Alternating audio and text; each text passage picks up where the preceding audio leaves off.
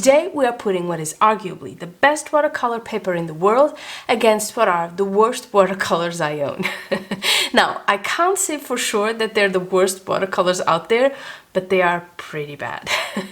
And then before we're done, I'll just use the best watercolor paints I own and that a lot of people say are indeed the best out there on the same watercolor paper to see if it makes any difference. Curious? No peeking, okay? Let's do this.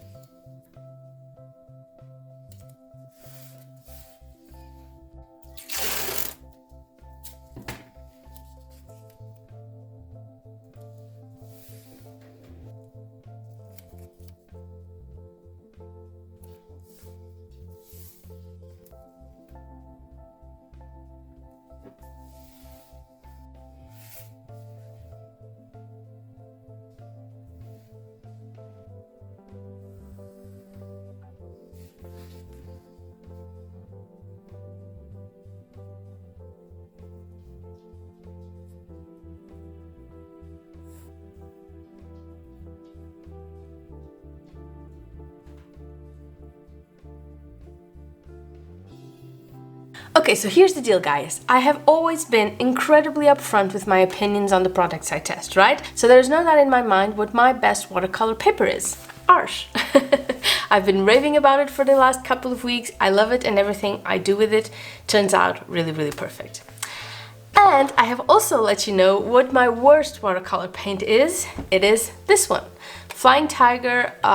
It's actually a really cute set like this, but yeah. It sucks. I remember doing this review and I wanted to like it so much. I think it showed actually. You know, I did my best to love the paints and the paper because the price was really awesome and it all looked really cute and all that, but it was a hot mess. But since doing that video, I've actually realized how important the paper is in the watercolor equation. In fact, I'm almost prepared to say that paper trumps paint. Almost, because today's video is what's going to decide it for me. Now the plan here is really simple. I've got my Arches watercolor paper here and I have divided it into two. On one side I am using this Flying Tiger set of watercolor paints. On the other side I am using my Schmicke Horadam set. Just like we did in the Schmicke versus Winsor & Newton video. Have you watched that one? That was so much fun to make. Both these watercolors are completely awesome, but no cats today though. Today we're keeping it really easy because the stakes are really high here. Because if by the end of this video both paintings are too similar to call, heck, even if they're just kind of similar, because this paint is really crappy, then we will know, we will absolutely know that buying the best watercolor paper you can afford is the best possible hack there is to improve your watercolors. Because no matter how beginner you are or how crappy your paints are, the best paper will work its magic. And that's really big for a beginner watercolor artist. And so far, it has been the case. You know, from the first moment I've tried Arches 100% watercolor paper, my painting quality has increased like tenfold. I'm not even kidding. Everything is just turning out better. So is it the paper? Or is it my fear of wasting expensive supplies that make me do better? Well, I guess that's actually a whole other video where I just take 2 sheets of paper without knowing which is which, 1 set of watercolor paints, and then just paint and see what turns out better. Let's just do this and see what we get. Okay guys, like I said, we are keeping it really simple. And for me, there's nothing more simple than that bubble exercise I do so often. I have shown you how to do it a couple of times, and I think it's probably the best way to tell. Oh gosh, these paints, they are not... The consistency of it is very weird. But I have been wondering because, you know, since the paper was so bad too, I have been wondering what part of that whole disastrous video was paint and what part was paper. But But yeah, these aren't exactly creamy. They're kind of, they don't bleed. I do remember that was one of the issues I had with it. There was just no bleeding, no nothing, no movement, but you know, it could have been the paper. I realized at one point I had to use much more water, like I'm doing today, to get it to bleed, and that not all colors bled. So I also remember that very vividly. Oh, this is cool, white fluorescent. I have to say, I did not watch that video over before making this video. I didn't really want to have, you know, an opinion on it. I wanted it to be like, it was kind of the first time I tested these out. I thought that would be a little bit more fair. So yeah, I do remember that they didn't bleed. These aren't bleeding. Well, this one a little bit, but I do remember that the red was actually the only one where we got to see some kind of movement.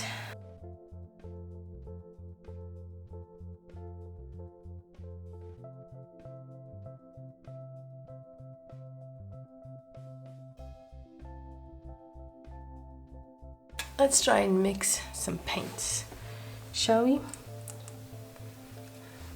Probably not gonna get a lot of awesome results. I can barely get this to be red, to be honest. Oh, so frustrating. These really are the worst paints I own by far. Yeah, this is muddy.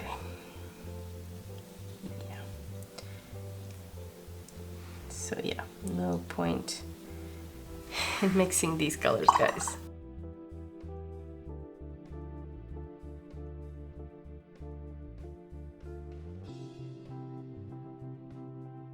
Okay guys, I think we'll just let it dry a little bit and then go back for a second layer. So I'm just going to make this dry and I will be right back. These are nice and dry. They are very, very, very, very chalky. Don't know if you can see that. They are extremely chalky. I'm not surprised, but they do still look way, way better than they did when we tried them on Flying Tiger watercolor paper. Now, I made these dry, and that's the only reason why I taped the paper onto the table. Not because I thought it would warp with water, but because I thought it would warp with my heat gun. It does that a lot, so I really wanted this to be nice and flat. So let's just go ahead and add a second layer. I don't expect them to be transparent. They're extremely opaque. They are extremely chalky. We've seen that. But yeah, let's see how it looks. They are kind of grainy too. They're really weird. That's all I can tell you. Really, really weird. Okay. Yeah, the colors are lifting. As soon as I touch it with wet paint, they lift. Well, there's some transparency there. You guys see it? Very good.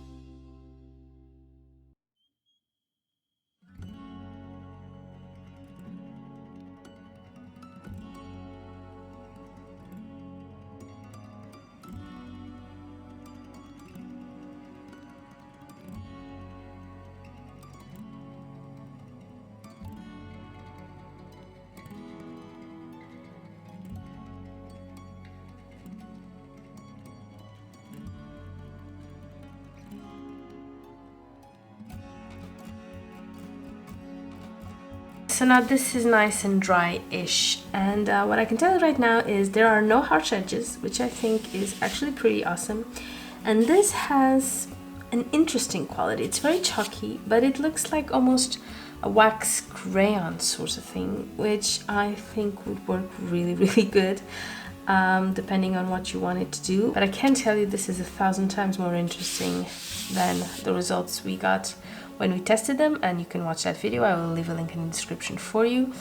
This is interesting. And I have to say, as I was drawing, that I did notice something that for me is probably the #1 advantage to this Arches paper. I have tried 100% cotton papers before. You have seen me test Academy, which is student grade Bauhang paper. You have watched me test Master's Choice, which is a professional range for Bauhang, and I was pretty happy with Bauhang before trying Arches. Let me tell you, I really was. I thought that was it. I thought that was the paper I was going to use. It had a really great price, and the difference between that paper and cellulose paper was off the charts. And then I tried Arches, and the difference was huge. And for me, the #1 difference, for me personally, because of the way I paint, or the way I'm learning to paint, the main difference Arches has, that is a great advantage for me when compared with all the other papers I have ever tried, is it doesn't pool, or it very rarely pools. You have to add so much water to actually have a pool of water or a pool of paint in this paper. It just absorbs everything, and I use a lot of water. I think beginner watercolor artists tend to do that, and you usually get these nasty pools of water that when you dry it gets these harsh edges that just look really, really bad, and that doesn't happen here. You can see here was the only slight pooling it did. Can you see? You have this line here because with the heat gun I was moving the water around, but that's it. And for me, that is such a huge advantage to be able to, you know, use water as I want and not have it pool. Okay guys, so while we wait for this side to dry completely, let's just go ahead and use the other side for our Schmicke Horadam paint.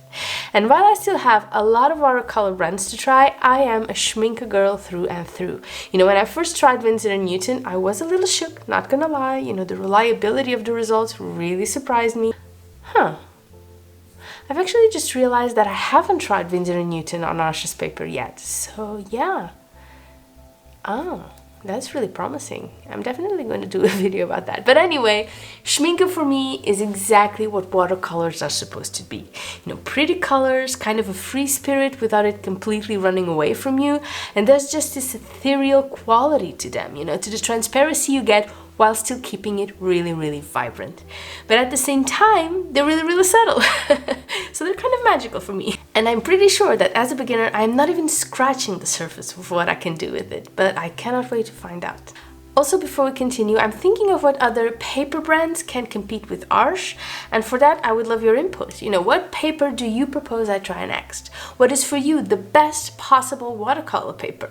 What paper are you curious about that you haven't tried yet? Let me know in the comments so I can give it a try. Okay guys, so let's switch these out. Well, you know, for starters, we do have, you know, a lot more paint to work with. This is a 54 set. I was crazy when I bought it. Haven't regretted it yet, although I know it was really, really crazy. But the pricing was awesome, and the unboxing was one of the happiest moments I've had in a while. I was absolutely hysterical. And you can check that video out after this one. I will also be posting a link in the description for you. And yeah, this is an awesome, awesome set.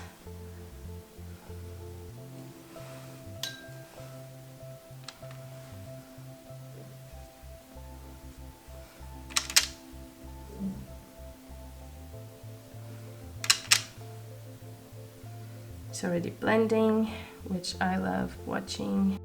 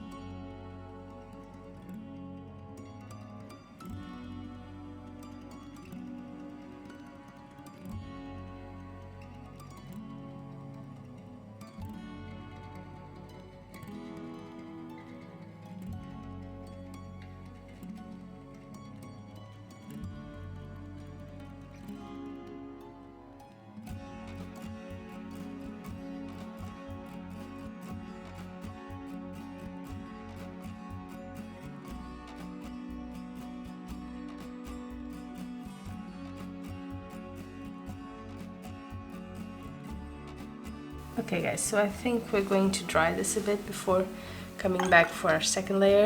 I almost forgot about that, but I think that's a really good thing to do. So be right back.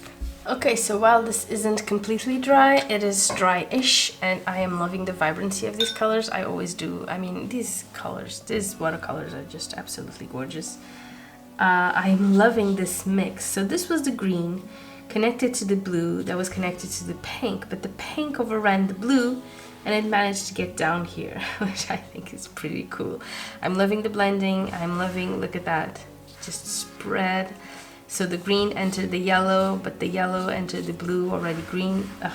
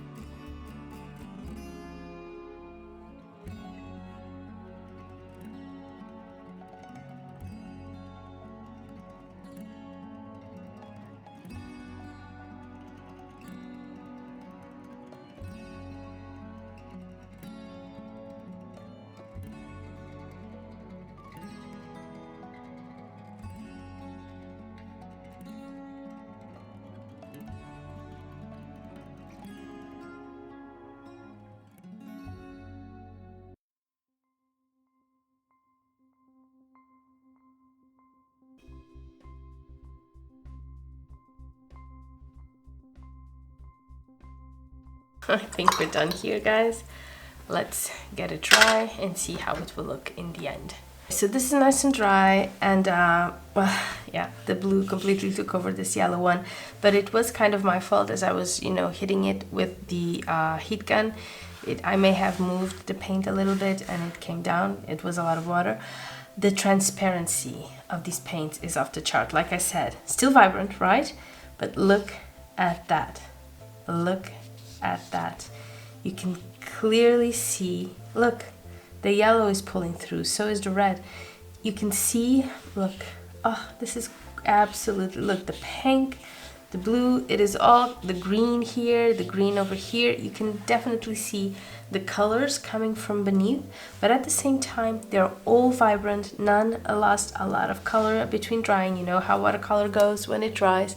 It's very natural that they lose vibrancy, but not with these ones. This was what I was telling you. It is vibrant but subtle at the same time. It is transparent, but you see all the pigment there. These are really, really perfect.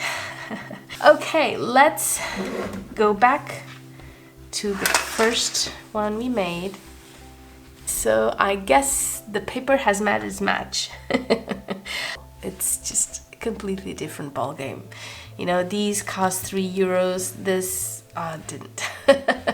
But anyway, yeah, not comparable in the slightest. You can definitely see which are which. But yeah, this looks much better than it did on crappy paper, or on not as good as paper as this one. But yeah, Arsh has finally met its match. But I did say this was crappy, didn't I? I really did warn you this was really, really bad. And that's it, guys. There we have it. I hope you had a good time. I know I had a blast, and I will see you very, very soon. Bye bye.